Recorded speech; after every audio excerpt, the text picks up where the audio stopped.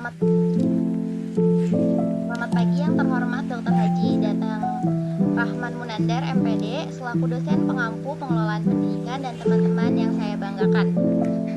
Puji syukur marilah kita panjatkan kepada Allah Subhanahu wa taala dan sholawat serta salam semoga tetap tercurahkan pada Rasulullah Muhammad SAW. Pada pagi hari ini, kelompok 3 dipersilahkan untuk mempresentasikan hasil diskusi kami mengenai pengelolaan kurikulum dalam peningkatan kualitas pendidikan. Sebelumnya, perkenalkan saya Deviana selaku moderator yang akan membimbing jalannya diskusi pada pagi hari ini. Sebelumnya, izinkan saya untuk memperkenalkan anggota kelompok saya yang akan menjadi pemateri pada presentasi pagi hari ini. Pemateri pertama ada Vanessa Zahwa Hakim dan pemateri kedua ada Deviana Cahya Lestari. Langsung saja kita mulai ke pemateri pertama yaitu Vanessa Zahwa Hakim. Kepada Vanessa dipersilahkan.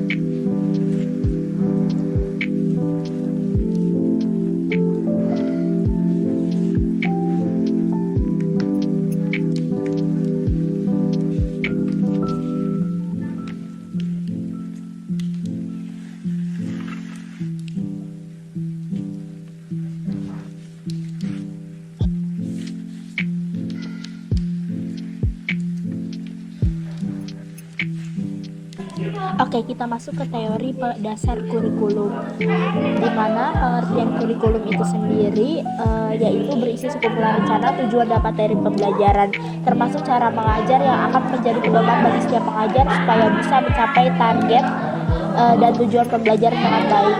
Nah, jika dilihat secara etimologis, kurikulum kan berasal dari bahasa Yunani, yaitu kurir dan berarti pelari, dan serta kurer yang berarti tempat berpacu. Nah, istilah kurikulum ini dulu dipakai dalam dunia olahraga. Sedangkan kalau di dunia pendidikan kan dari olahraga terus diadaptasi ke dunia pendidikan menjadi sekumpulan mata pelajaran yang harus ditempuh dan dipelajari oleh peserta didik supaya mendapatkan ijazah atau penghargaan. Teori dasar kurikulum ini terdapat di Undang-Undang Nomor 20 Tahun 2003 tentang kurikulum. Kurikulum adalah seperangkat rencana dan pengaturan mengenai tujuan, isi, dan bahan pelajaran serta cara yang digunakan sebagai pedoman penyelenggaraan kegiatan pembelajaran untuk mencapai tujuan pendidikan tertentu. Oke, kita masuk ke pengertian pengelolaan kurikulum, di mana pengelolaan itu berasal dari kata kelola dalam KBBI.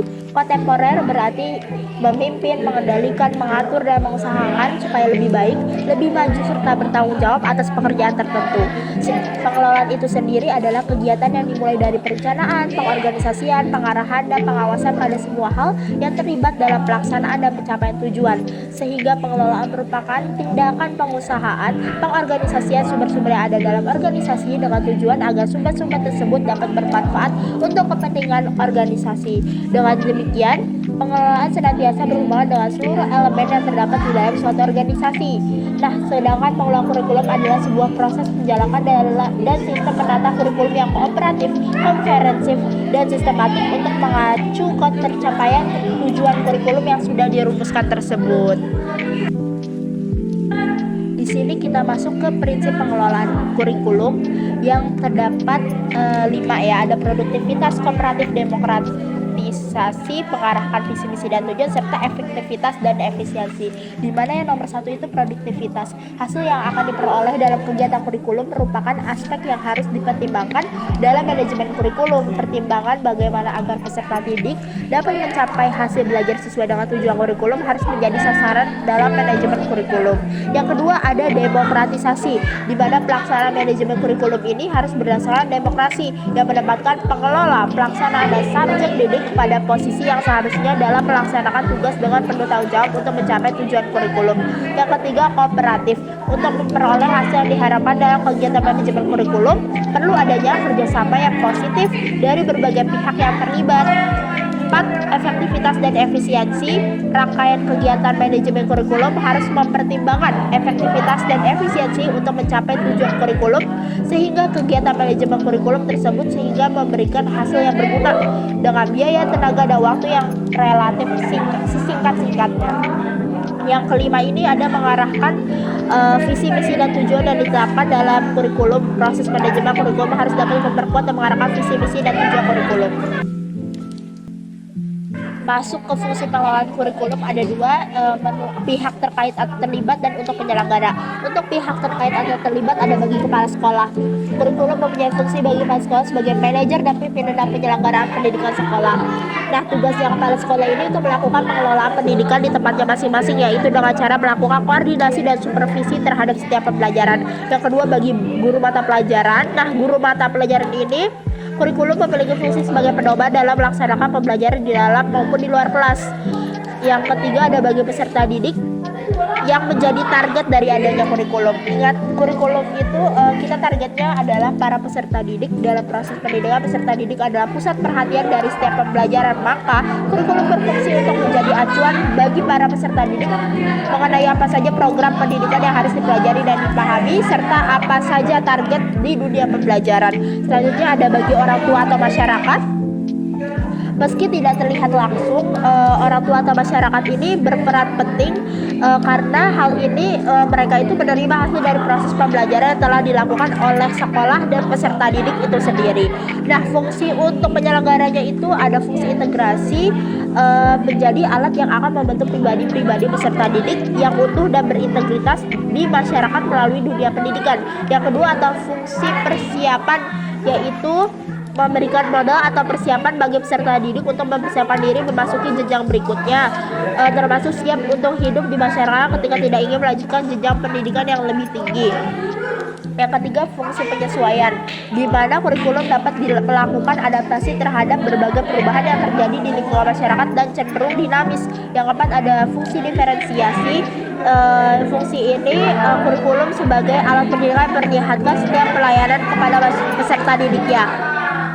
Karena setiap peserta didik itu memiliki perbedaan satu sama lain, maka disebut fungsi diferensiasi. Selanjutnya ada fungsi diagnostik, yaitu menyatakan bahwa kurikulum berfungsi untuk memahami dan mengarahkan potensi yang dimiliki oleh peserta didik supaya dapat terus menggali dan mengasah potensi tersebut. Yang keenam, fungsi pemilihan, menyatakan bahwa kurikulum memberikan fasilitas kepada peserta didik dengan cara memberikan kesempatan kepada mereka dalam memilih program pembelajaran sesuai minat dan bakat masing-masing anak. Kita masuk ke peranan pengelolaan kurikulum, di mana ada 3. Peranan konservatif. Ini pada hakikatnya menempatkan kurikulum yang dikembangkan memiliki kesadaran dan muatan masa lampau dalam relasinya dengan masa kini. Peranan ini sangat penting dan mendasar sesuai dengan kenyataan bahwa pendidikan pada hakikatnya merupakan proses sosial masyarakat dan bagian dari masyarakat itu sendiri. Yang kedua ada peranan kreatif yang menekankan bahwa kurikulum harus mampu mengembangkan sesuatu yang baru sesuai dengan perkembangan yang terjadi dan kebutuhan masyarakat pada masa sekarang dan kecenderungan masa yang mendatang atau masa depan ya. Yang ketiga, peranan kritis atau evaluatif, artinya kurikulum memiliki tugas dan tanggung jawab untuk membangun siswa atau masyarakat setempat yang peka terhadap situasi dan kondisi yang ada serta mampu untuk mengambil keputusan nilai yang solutif untuk kemajuan bersama. Hukum. Pertama, ada Undang-Undang Nomor 20 Tahun 2003 yang ada di slide pertama tentang sistem pendidikan nasional. Nah, di undang-undang ini menyebutkan bahwa kurikulum adalah seperangkat rencana dan pengaturan mengenai tujuan, isi, dan bahan pembelajar serta cara yang digunakan sebagai pedoman penyelenggaraan kegiatan pembelajaran untuk mencapai tujuan pendidikan tertentu. Yang kedua ada Peraturan Bupati Peraturan Daerah Provinsi Gorontalo Nomor 7 Tahun 2015 tentang kurikulum muatan lokal. Nah, di setiap provinsi biasanya memiliki peraturan-peraturan atau undang-undang sendiri tentang kurikulum muatan lokal. Tidak hanya di provinsi, bahkan ada di kabupaten ataupun kota. Bahkan di Kabupaten Karawang juga ada peraturan daerah yang mengatur tentang kurikulum muatan lokal. Selanjutnya ada Peraturan Menteri Pendidikan Kebudayaan Riset dan Teknologi Nomor 262 Tahun 2022 yang merupakan perubahan atas Kemendikbudristek Nomor 56M 2022 tentang pedoman penerapan kurikulum dalam rangka pemulihan pembelajaran. Selanjutnya ada Ruang Lingkup Pengelolaan Kurikulum. Ruang Lingkup Pengelolaan Kurikulum ini merupakan badan internal dari kurikulum tingkat satuan pendidikan dan manajemen berbasis sekolah. Ruang lingkup pengelolaan kurikulum ini melingkupi perencanaan kurikulum, pelaksanaan kurikulum, penilaian kurikulum, dan juga perbaikan kurikulum. Yang pertama ada perencanaan kurikulum. Perencanaan kurikulum di sini merupakan perencanaan kesempatan belajar yang bertujuan untuk membina peserta didik ke arah perubahan tingkah laku yang diinginkan. Nah, dari perencanaan kurikulum ini memiliki beberapa prinsip. Yang pertama itu ada perencanaan kurikulum berkenaan dengan pengalaman dari para peserta didik. Seperti yang sudah disebutkan Vanessa, kalau misalkan kurikulum itu targetnya merupakan peserta didik. Selanjutnya, yang kedua, prinsip dari perencanaan kurikulum yaitu perencanaan kurikulum dibuat berdasarkan berbagai keputusan tentang konten dan proses. Yang ketiga, perencanaan kurikulum melibatkan banyak kelompok seperti tenaga pendidik, peserta didik, dan juga yang lain-lain. Yang keempat, ada perencanaan kurikulum dilaksanakan pada berbagai tingkatan. Ada SD, SMP, SMA. Selanjutnya, ada perencanaan kurikulum adalah sebuah proses yang berkelanjutan. Yang kedua, ada pelaksanaan kurikulum. Pelaksanaan kurikulum itu merupakan penerapan program kurikulum yang telah dikembangkan yang kemudian diuji cobakan dengan pelaksanaan dan pengelolaan yang sesuai terhadap situasi yang ada di lapangan. Nah, prinsip-prinsip dari pelaksanaan kurikulum ini ada 1, pengelolaan kesempatan yang sama, terus 2, berpusat pada anak, yang ketiga, pendekatan dan kemitraan. Selanjutnya ada penilaian kurikulum. Kalau misalkan dilaksanakan selanjutnya dinilai berdasarkan kriteria yang disepakati dan dipertanggungjawabkan untuk membuat keputusan mengenai suatu kurikulum. Jadi di penilaian kurikulum ini bakal dinilai bagaimana efektivitas yang udah dilaksanain, gimana efektivitas dari pelaksanaan kurikulum ini, dan kalau misalkan sudah dinilai, selanjutnya adalah diperbaikan atau evaluasi supaya nanti kurikulumnya dapat lebih baik lagi ke depannya. Kita lanjut ke faktor penghambat dan juga faktor penunjang dari keberhasilan kurikulum. Kita tahu kalau misalkan ada keberhasilan pasti ada penghambat atau ada kendalanya. Nah, gimana caranya faktor penghambat dan kendala ini dapat diatasi sehingga dapat menunjang keberhasilan dari pengelolaan kurikulum. Selain kita masuk ke faktor penghambat dulu yang di tabel sebelah kanan. Itu ada kurangnya komitmen sekolah untuk merealisasikan program yang sudah disusun. Jadi, kurikulum itu kan pengelolaan kurikulum udah disusun program-program apa yang harus dilakukan, sedangkan sekolah tidak melaksanakan program-program kurikulum yang sudah disusun. Makanya itu menjadi faktor penghambat dari pengelolaan kurikulum. Selanjutnya, cenderung lebih melaksanakan program yang bersifat insidental dan tidak tertulis dalam program kerja sekolah. Nah, apa sih itu insidental? Insidental itu yang terjadi atau dilakukan hanya pada kesempatan atau waktu tertentu. Jadi, sekolah ini melakukan program-program yang sifatnya tidak jangka panjang atau yang sifatnya tuh cuma jangka pendek, jangka waktu tertentu gitu. Terus selanjutnya ada anggaran biaya dari sekolah. Kita tahu kalau misalkan pelaksanaan kurikulum itu banyak program-programnya dan tentu dalam melaksanakan programnya perlu anggaran-anggaran.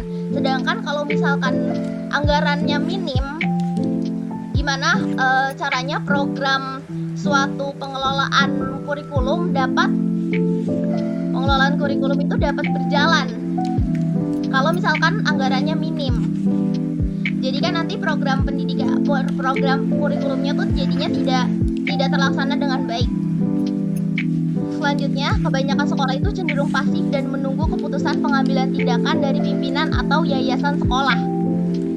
Nah, biasanya sekolah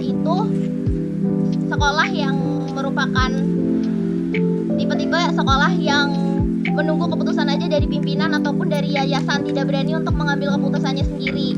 Jadinya malah sekolah tersebut tidak berkembang dan itu menjadi faktor penghambat dari pengelolaan kurikulum.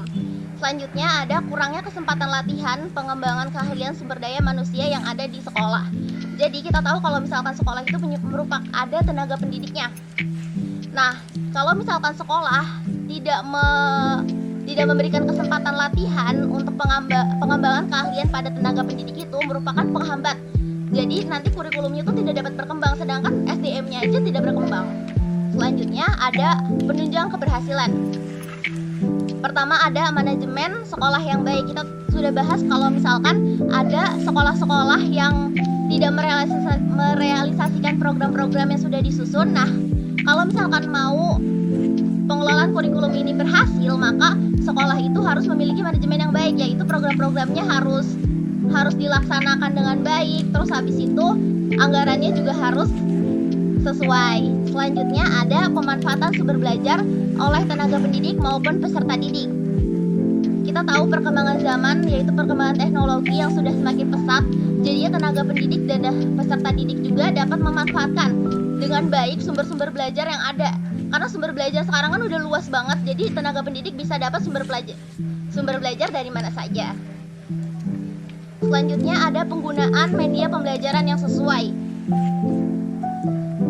Dalam penunjang keberhasilan pengelolaan kurikulum, tenaga pendidik juga harus memanfaatkan atau menggunakan media pembelajaran yang sesuai. Misalnya kalau misalkan di SD, kalau misalkan kita memakai media pembelajaran berupa PowerPoint, apakah itu efektif untuk digunakan pada jenjang peserta didik? Itu kan tidak. Jadi makanya dari itu kita harus menggunakan media pembelajaran yang sesuai dengan karakteristik yang ada di peserta didik. Bahkan setiap kelas pun memiliki karakteristik yang berbeda-beda. Makanya harus disesuaikan media pembelajarannya supaya dapat tercapai tujuan-tujuan pendidikan tertentu. Selanjutnya ada penggunaan strategi dan model-model pembelajaran. Ini sesuai bersangkutan sama media pembelajaran. Jadi tenaga pendidik bisa menggunakan strategi-strategi pembelajaran dan juga model-model pembelajaran yang tepat untuk digunakan pada peserta didik. Selanjutnya kualitas kinerja guru. Tadi kan kita udah membahas tentang memberikan kesempatan untuk mengembangkan tenaga pendidik ataupun SDM-nya. Nah, di sini kita juga akan harus mengembangkan kualitas kinerja gurunya supaya pengelolaan kurikulum ini dapat berhasil dan mencapai tujuannya. Selanjutnya ada alur dan juga perubahan dari kebijakan kurikulum di Indonesia. Kita tahu kalau misalkan kurikulum itu tidak bersifat statis, tapi kurikulum itu bersifat dinamis ataupun akan berubah, dipengaruhi oleh perubahan lingkungan yang menuntutnya untuk melakukan penyesuaian supaya dapat memenuhi permintaan. Permintaan di sini baik dikarenakan adanya kebutuhan dari peserta didik ataupun adanya kebutuhan masyarakat yang selalu mengalami perubahan dan perkembangan terus-menerus. Seperti society kan itu ada perkembangannya dari 1.0 sampai 5.0.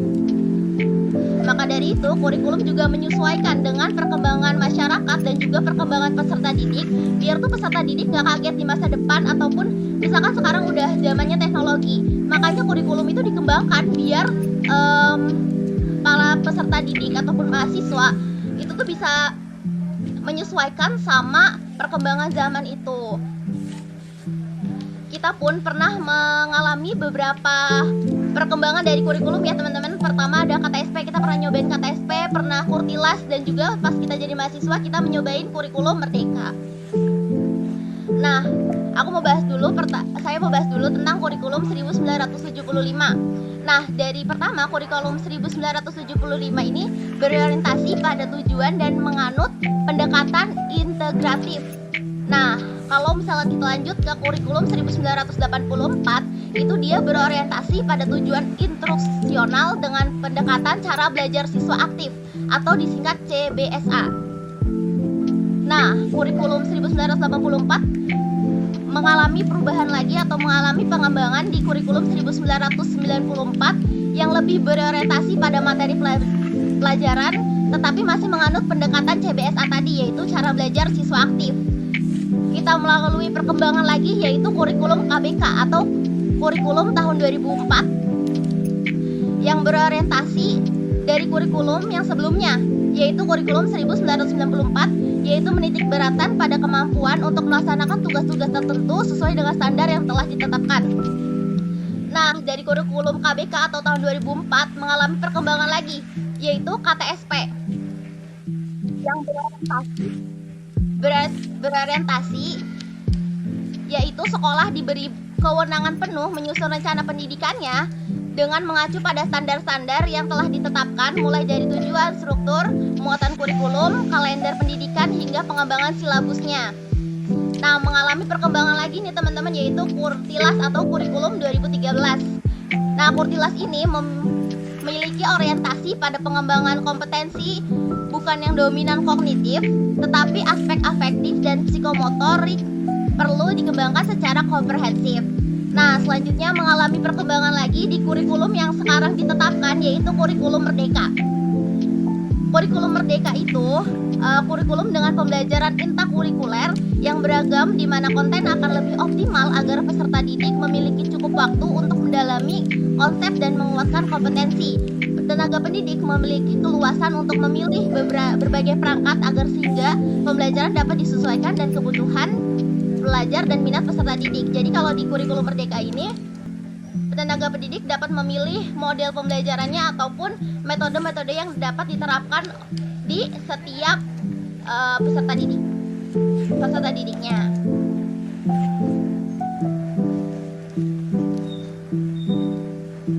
Nah, teman-teman, sudah selesai semua. Materinya sudah dibahas oleh pemateri 1 yaitu Vanessa dan pemateri 2 yaitu Deviana Cahya. Kita masuk ke acara selanjutnya, yaitu sesi tanya jawab. Diharapkan setiap teman-teman sudah menyiapkan pertanyaannya. Dan diharapkan setiap kelompok yang dipersilahkan untuk membacakan pertanyaan dengan perlahan. Kita mulai dari kelompok 1.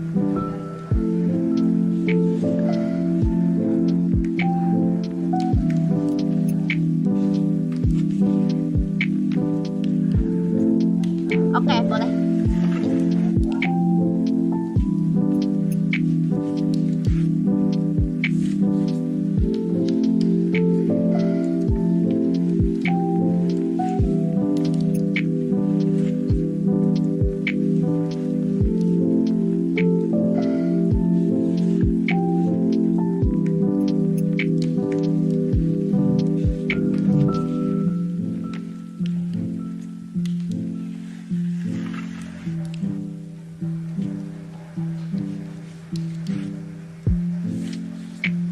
Oke, terima kasih kelompok 1 Yasmin sebagai penanya. Dilanjut dengan kelompok 2, dipersilahkan.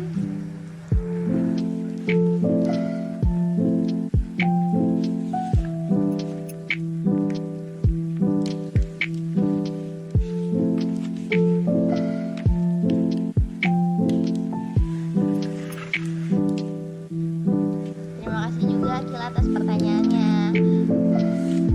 Selanjutnya kelompok 4.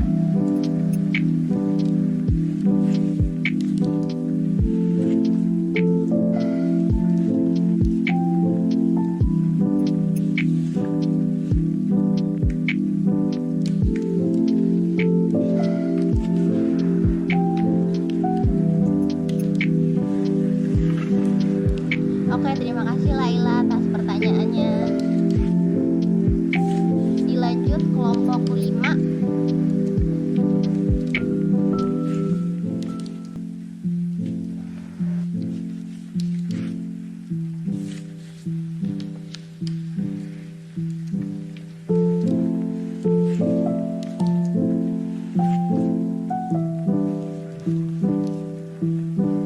Terima kasih juga Irna atas pertanyaannya. Dilanjut kelompok 6.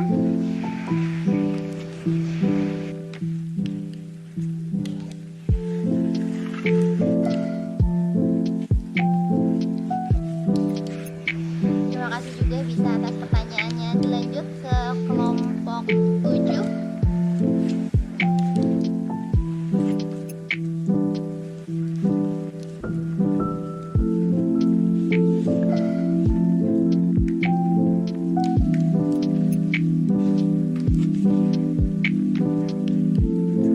Terima kasih kelompok. Dilanjut kelompok 8.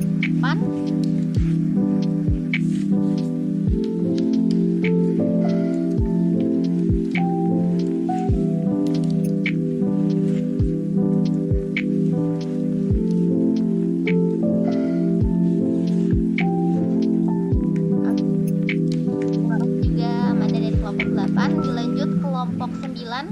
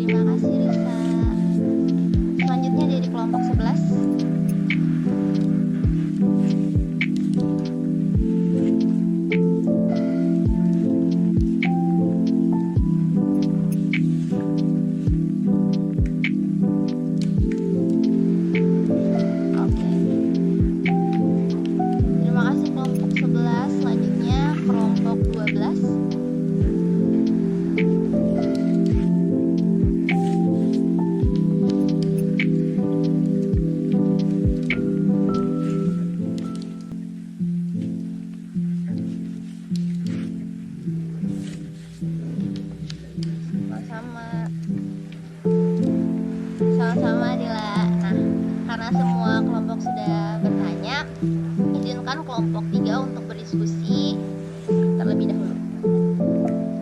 Terima kasih.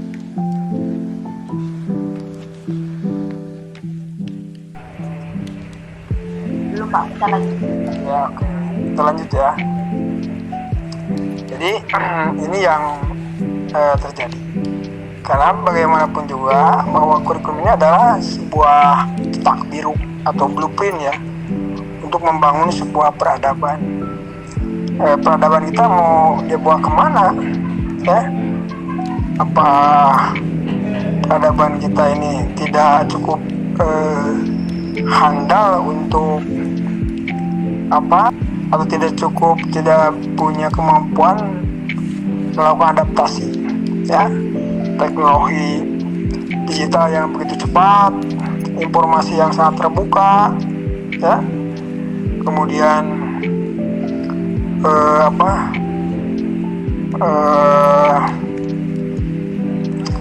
kebutuhan akan informasi menjadi lebih mudah. Tapi kalau disalahgunakan saja, ini bisa celaka. Oleh karena itulah maka pengelolaan pendidikan harus bisa mengelola termasuk kurikulumnya.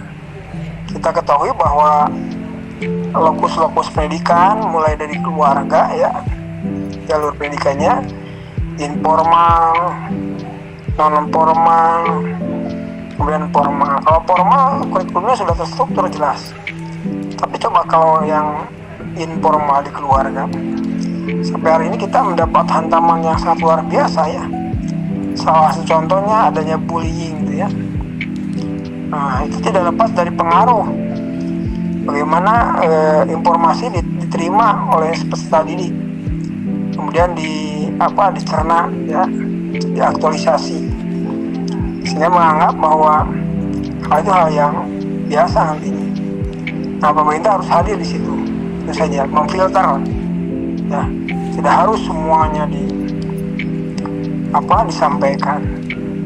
Di Cina saja, Google di Cina nggak ada ya, search engine untuk mesin pencari informasi Cina tidak menggunakan Google, tapi menggunakan platform yang ia bangun sendiri. Nah, itu berarti kehebatannya. Korea Selatan pun demikian ya. Nah, sehingga mereka bisa mendikte atau bisa mendesain informasi apa yang bisa masuk begitu. Kalau kita terbuka sekali ya, sudah perangkat keras yang dikuasai asing, kita menjual streetnya dulu ya. Padahal street itu karya bangsa yang sangat luar biasa dijual. Ini karena tidak paham kenapa banyak sekali terjadi bentrokan horizontal ya antara masyarakat dengan masyarakat, yang vertikal masyarakat dengan pemerintah. Karena pendidikan tidak hadir sampai ke ruang-ruang privat, tapi informasi yang terbuka, terutama informasi yang menyesatkan, bisa masuk ke ruang-ruang publik ya. Anda sambil tiduran sudah bisa mempelajari apa saja ya. TikTok dengan seabrik informasinya, YouTube juga demikian. Coba mau apa kita ya, itu baiklah, itu menjadi PR kita semua ya, bahwa ke depan kita harus bisa mengendalikan informasi ini melalui sistem pendidikan kita yang harus kita pelihara dengan baik gitu, jangan sampai kita tercerabut dari akar budaya kita ya. Kelompok 3 gimana, sudah siap menjawab? Siap Pak. Ya, oke, silakan. Oke. Beri 3 saja. Siap. Oke teman-teman semua, kami sudah mempunyai jawaban untuk 3 pertanyaan. Maka dari itu kami kelompok 3 mulai dari pertanyaannya kelompok 5 yaitu kelompok Irna dan Shelia. Oke, pertanyaannya di sini adalah menurut kami sebagai kelompok 3 dengan adanya kurikulum merdeka, hal apa yang harus dievaluasi dan diedukasi, apa yang harus ditambah jika nanti ada pergantian kurikulum baru lagi. Nah, apa alasannya? Oke. Nah, kan kurikulum merdeka ini adalah new curriculum yang ada di Indonesia ini menjadi kurikulum nasional. Nah, jika ada perubahan kurikulum untuk kedepannya, ada beberapa hal yang harus dievaluasi untuk meningkatkan kualitas mutu dari pendidikan di Indonesia. Termasuk yang pertama ada kesiapan guru. Nah, guru kan pilar utama dalam pelaksanaan kurikulum merdeka dan keberadaannya tuh kan krusial banget ya. Jadi setelah kurikulum tuh sebenarnya guru itu hal yang krusial juga bagi keberhasilan berbagai program di kurikulum seperti differentiate learning tuh kayak setiap siswa kan beda-beda ya teknik cara pembelajarannya. Terus penguatan proyek profil dari siswa Pancasila. Nah, terus dan penilaian pembelajarannya itu perlu juga dievaluasi. Nah, selanjutnya itu makanya kesiapan guru itu menjadi tantangan yang signifikan dalam pelaksanaan kurikulum untuk kedepannya. Yang pertama kan tadi ada kesiapan guru ya. Yang kedua itu yang harus dievaluasi yaitu pengembangan soft skill dan karakter harus dikembangkan. Nah, kan kurikulum merdeka ini berfokus pada pengembangan soft skill dan karakter, benar kan Irma? Terus proyek ini kan tujuannya menggali isu-isu terkini dan mengembangkan kreativitas dan inovasi dalam mencapai kompetisi dasar seperti literasi dan berhitung. Makanya pengembangan soft skill dan karakter ini untuk kedepannya perlu ditambahkan lagi, dievaluasi lagi agar membentuk penguatan siswa tuh yang berkarakter gitu ceritanya. Selanjutnya ada fleksibilitas dalam pembelajaran. Nah, kurikulum untuk kedepannya kan seharusnya memberikan keleluasan bagi pendidik untuk menciptakan pembelajaran berkualitas yang sesuai dengan kebutuhan dan lingkungan belajar siswa. Terus kurikulum ini seharusnya kedepannya itu menekankan materi yang esensial, relevan, dan dalam sehingga para peserta didik memiliki cukup waktu untuk memperdalam pemahaman dan memperkuat kompetensinya. Selanjutnya apa yang perlu dievaluasi lagi? Tadi udah 3, sekarang yang keempat itu ada penilaian, di mana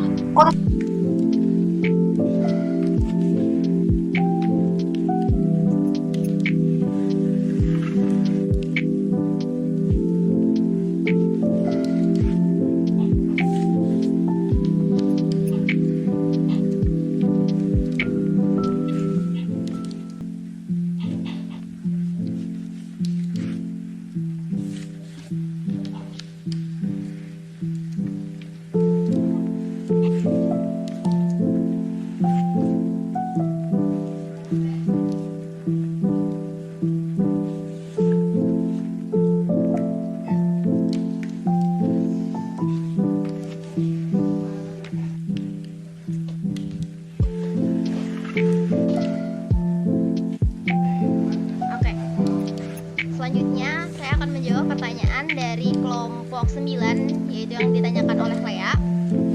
Dalam alur dan perubahan kebijakan kurikulum di Indonesia, nah di tahun 2004 itu kurikulum berbasis kompetensi.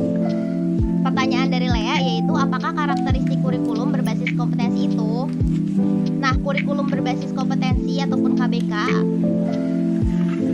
kurikulum berbasis kompetensi biasanya disingkat KBK, itu memiliki beberapa karakteristik dari kurikulum ini. Yang pertama, KBK itu biasanya mengembangkan pengetahuan, pemahaman, kemampuan, nilai sikap, dan juga minat dari peserta didik. Selanjutnya, KBK itu lebih fokus pada penugasan kompetensi-kompetensi tertentu dari peserta didiknya.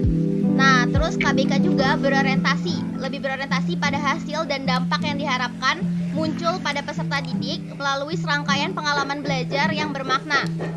Selanjutnya, KBK itu lebih menuntut tenaga pendidik mampu mengembangkan sendiri silabus dan juga penilaian sesuai kondisi sekolah dan juga daerahnya. Bisa disesuaikan nama daerahnya ya kalau misalkan KBK. Selanjutnya, KBK itu lebih mengubah pendekatan pembelajaran dari content based learning atau pembelajaran berbasis isi yang sudah diterapkan di kurikulum-kurikulum sebelumnya. Dan kalau misalkan di KBK ini lebih ke student-centered learning atau pembelajaran berpusat pada siswa atau peserta didik. Selanjutnya, KBK lebih menekankan pada yang pertama, pengembangan keterampilan, nilai sikap, dan yang selain pengetahuan. Selanjutnya, KBK juga lebih memandang peserta didik sebagai subjek bukan objek dalam kegiatan yang terjadi di dalam kelas. Selanjutnya, KBK itu menambahkan pramuka itu sebagai wajib. Jadi kita kan waktu KBK itu ada yang wajib pramuka. Nah, sebagai nilai tambah ekstrakurikuler. Jadi kalau misalkan KBK itu menambahkan pramuka wajib sebagai nilai tambah di ekstrakurikuler setiap peserta didik. Terus KBK juga merupakan penyempurnaan dari kurikulum yang sebelumnya, yaitu kurikulum 1994, dan secara materi itu tidak berbeda dari kurikulum 1994. Seperti itu.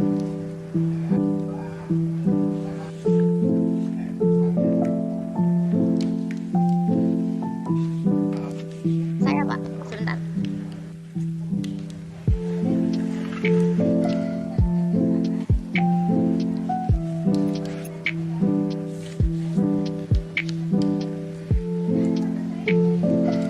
Selanjutnya saya akan menjawab pertanyaan dari kelompok 11, yaitu pertanyaan dari Maulana ya, tentang bagaimana peran koordinasi antara sekolah, pemerintah, dan organisasi terkait dalam pengelolaan program sekolah untuk mendukung peningkatan mutu dari pendidikan.